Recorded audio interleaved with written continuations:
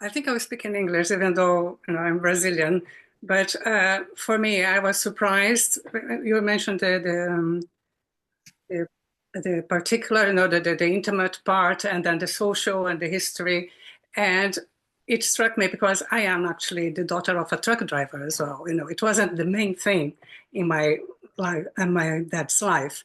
So, and I found there's so many things that are very similar but slightly different, and some things that are spookily the same. Like when you say that when you're 7, your father was ill and then moved to another hospital, and for a long stay. When I was 7, my father was ill and moved to the bigger hospital, and things like that. And there is, of course, what is similar. You mentioned the European background, how this is kind of a privilege, and there's the Spanish side or side in the Italian. For me, there's also a little bit of the Spanish, but then it's the German side. And it's mostly, when my father was working as a truck driver. Of course, in terms of history, you mentioned that your grandparents, right? The dad died, and the eldest son had to then deal with family. That happened to my father. He was the eldest. He was a teenager, and that's how he ended up doing the truck driving and all the other stuff. But I think you mentioned a lot about how this was formative for you, how all that was formative. And I realized it really had a huge impact. In the case of my father, he had more education. He completed secondary school. What he did was mostly in the southern region, so Paraná and down São Paulo quite a lot. And after some time, he graduated to selling second-hand cars. So there was still truck driving involved, but it was a different thing.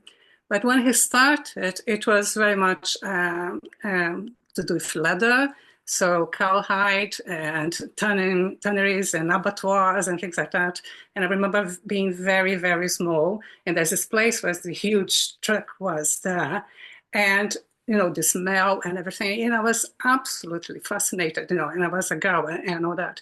And not unlike your father, my father didn't talk much, and he was very reserved.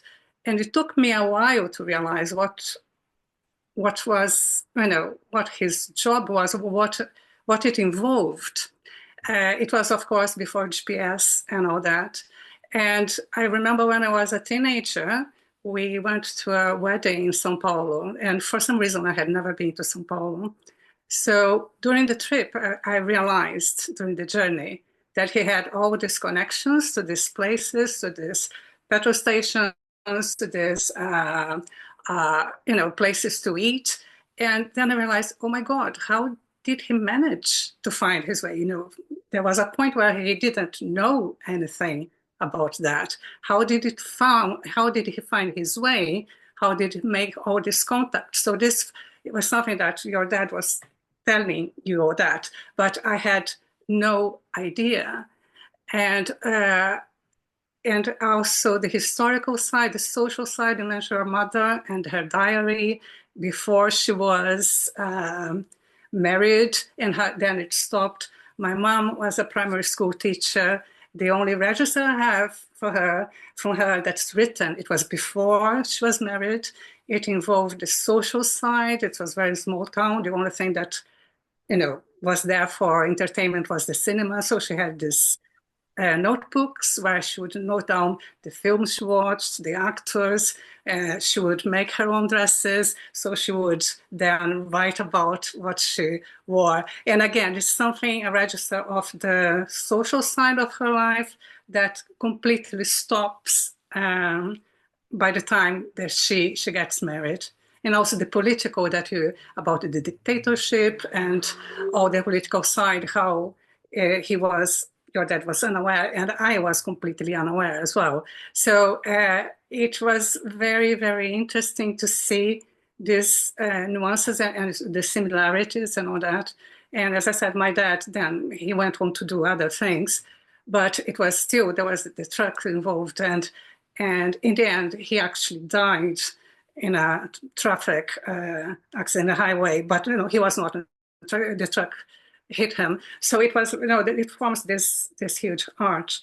But all the illnesses and the things like that, and it made me realize that things that I thought were very, particular that were related to my life.